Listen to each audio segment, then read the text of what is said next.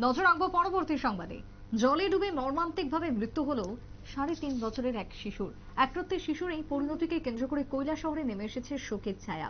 কৈলাসহর মহকুমার লাটিয়াপোড়া গ্রাম পঞ্চায়েত এলাকার ঘটনা। ৩.৫ বছরের শিশুর মর্মান্তিক পরিণতি। মঙ্গলবার ইউব আলীর স্ত্রী ওনার সন্তানদের নিয়ে বাপের বাড়িতে যান। সেখানে আজকে বুধবার দুপুর বেলাতে চোখের আড়ালে হয়ে যায় ইউসুফ আলীর ৩.৫ বছরের ছোট্ট শিশুটি এবং তারপরে ট্যাঙ্কির মধ্যে পাওয়া যায় তাকে বহু খোঁজাখুঁজির পর। কি বক্তব্য কৈলাসহর থেকে উঠে এসেছে, শুনুন।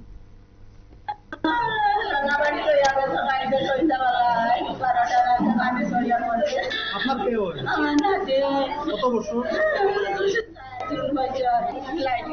লাঠিয়াপুরা।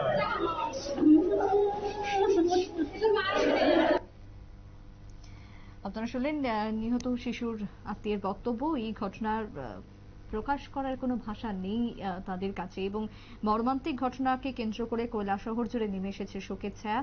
নির্বিকার বন দপ্তরের কর্মীরাও তাকে ঊনকোটি জেলা হাসপাতালে নিয়ে যাওয়া হয়, কিন্তু পরবর্তীতে মৃত বলে ঘোষণা করেন চিকিৎসকরা।